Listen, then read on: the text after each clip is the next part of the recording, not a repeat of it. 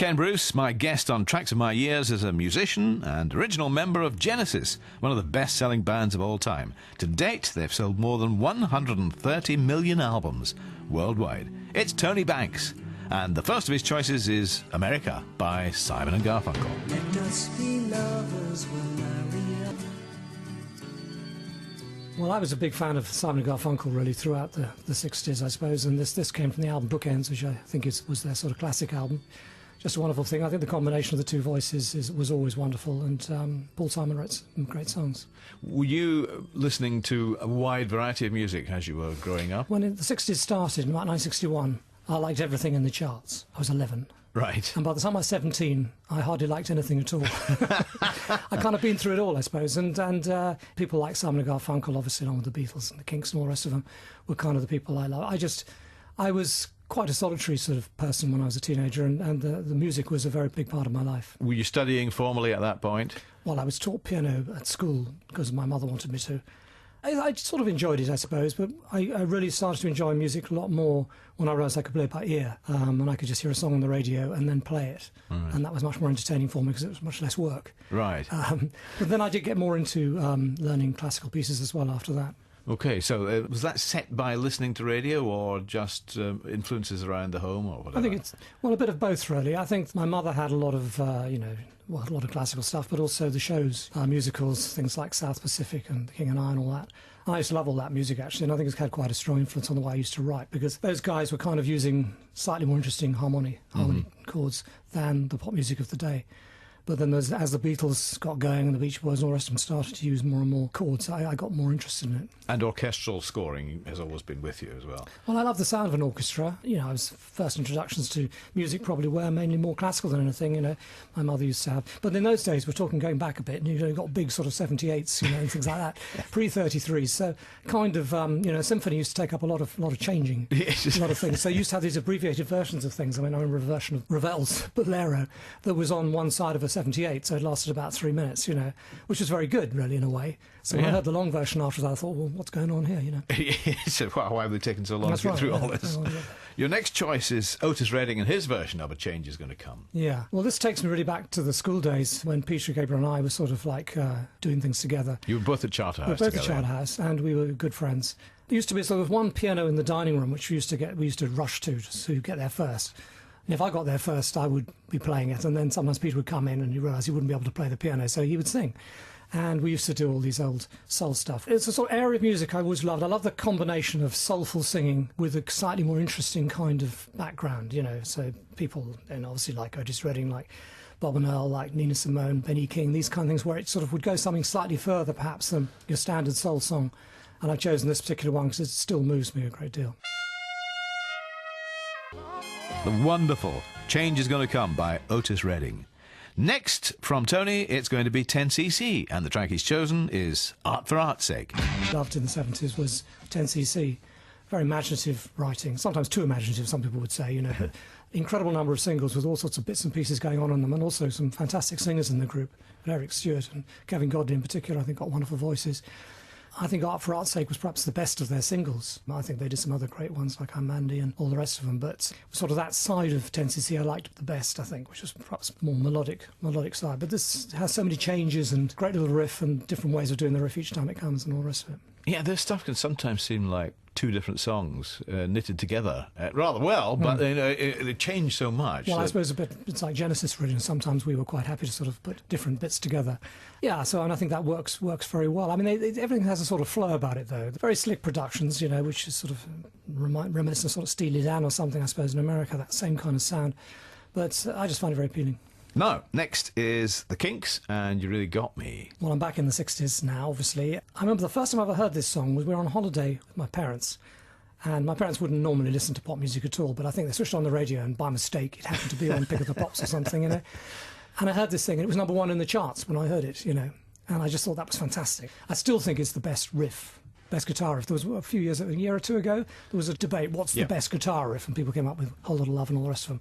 No, they're all wrong. This is the best guitar riff.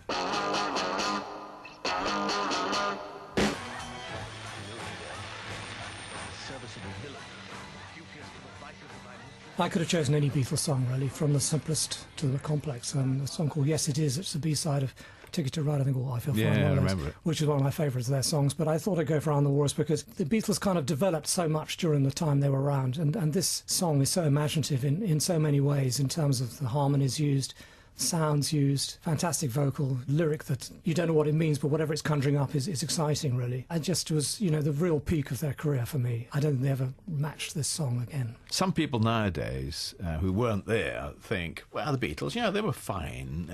They don't quite understand the full impact that they had. Well, I think one of the things was the strength in depth. You'd buy a Beatles album and you'd like every song, really. And there's a couple of Ringo songs sometimes you had to get rid of, Honey Don't and a few others. But in the main, they were all great. Now, I mean, I was just the right age. I was 13 when the Beatles first came out, really. And, by the time this came out, I was probably like 16 or 17, and it was just wonderful, really. And, I mean, that was the fantasy came for me of being in a rock group, was listening to this kind of music. That's where it first came Definitely, to, the groups.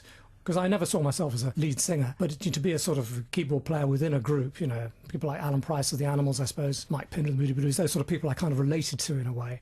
But the Beatles, just the writing was so strong. Exactly. Now, they're Four Tops, again, 60s based. Reach Out, I'll Be There. Mainly 60s, I'm afraid you're getting from me. Well, Tamla Motown had some fantastic pieces of music. I think Holland Dozier Holland was one of those people who tended to look at the names below the label, below the title, which are the writers. And Holland Dozier Holland, who wrote most of the Supremes and Four Top stuff and lots of other things, was just the best to me. And this is just, to me, is a brilliant pop song because it starts off in one key and then it shifts to another key for the verse in an unusual way.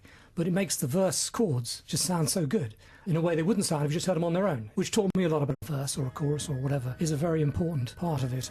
I think they were sort of real masters of it. They were very good at putting verses and choruses in different keys. Even like Baby I Need Your Loving, it's the shift to the other key in the chorus. It's a very simple change, but it just changes the way you perceive the song completely. The fabulous Four Tops, Reach Out, I'll Be There. Tony Banks is choosing the tracks of his years, and next it's Jerry Rafferty. One of the best songs to get to the top 5.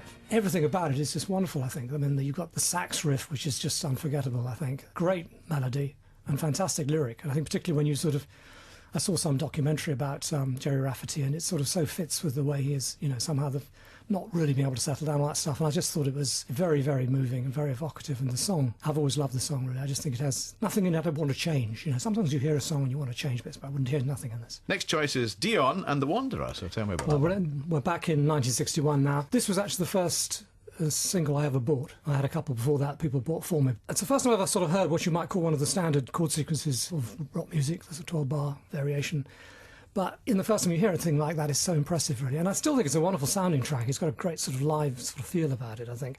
Very powerful vocal, great sax solo. What more would you want, really? And I hear it now, and I still find it moving. But at the time, I was so excited by this. I really was, I find I always, on radio, I'd often listen to search for tracks that went with the hits sometimes, because you'd often find some very interesting things there. I mean, a person I haven't included in this, I might have included, is David Bowie. And I bought a single of his called Can't Help Thinking About Me back in about 1965, I think it was, before he was known, really, because I just heard it on the radio once and I thought it was fantastic. But that's another story, really. But the Dion, The Wanderer, first single, still wonderful.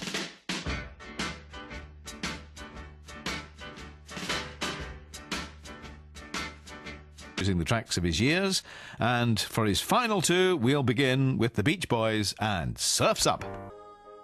Well, the Beach Boys, in many ways, one of my favourite groups, I suppose. I mean, the Beatles were the favourite, I think. But the Beach Boys, always loved them. And then they came out with Pet Sounds, and it was just an extraordinary experience, really. You heard things you'd never heard before. And fantastic harmony, incredible, unusual use of instruments as well. I mean, he would use sort of like bass sax instead of the bass, and he would use little sort of bongos instead of the drum part.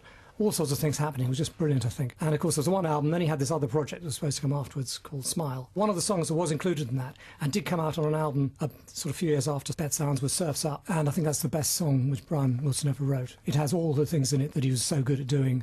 It's a very classy piece of music. I mean, it's not your straightforward single, but it's a lovely song. Indeed.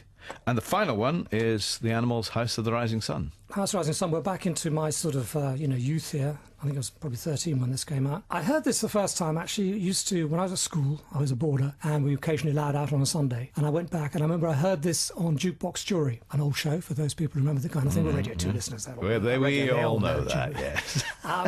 And this song was played. They only played the first sort of couple of verses or something, and they all voted it a miss. And I said, they're completely wrong. This is going to be the biggest hit of all time. It's fantastic.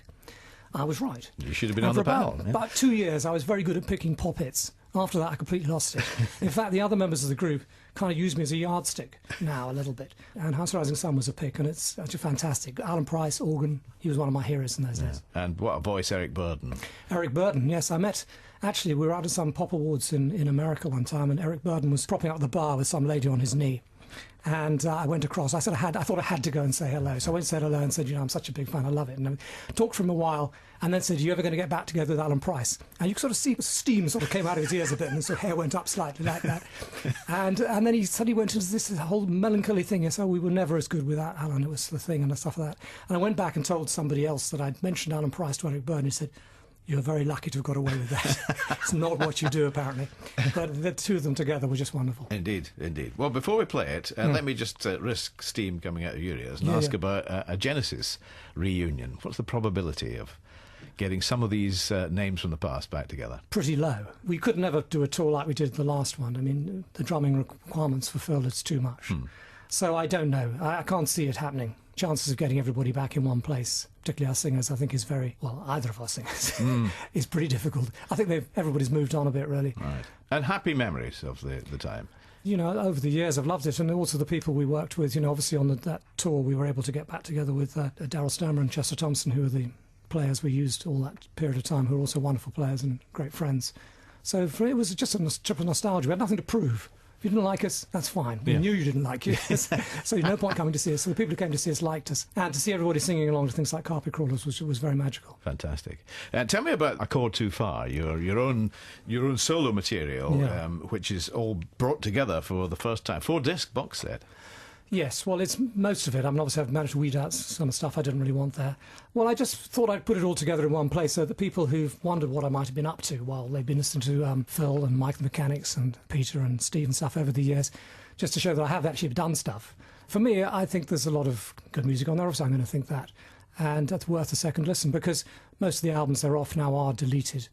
And I think it makes a nice package, and the Chord Too Far sort of tells it all, really. That's, as far as I'm concerned, that's one of the reasons why I haven't perhaps been quite as omnipresent as the others, is because I tend to always put that extra chord in, which some people like and some people don't. But you've chosen to go your own way and been happier that way possibly than any other. Well, I'm very happy now with all that, actually. I mean, I had incredible success with Genesis. I would have liked to have had slightly higher profile with the solo stuff, but when it's all said and done, I couldn't have wished for more success and more opportunity. Being in Genesis gave me the opportunity to do all these albums. I mean, if I hadn't been in the group, I wouldn't have been able to make these records because no one would have backed me.